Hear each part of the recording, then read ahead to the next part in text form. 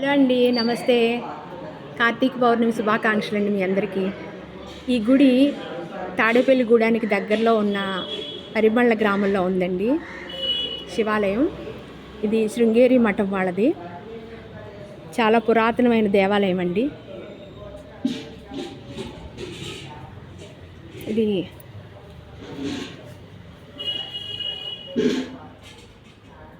ఇక్కడ కాలభైరవుడు,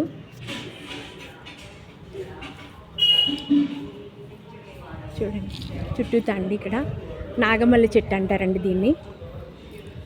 ఇక్కడ బయట ఒక శివలింగం ఉందండి. ఇక్కడ 367 ఒత్తులు వెలిగించారు. పక్కన వినాయకుడు.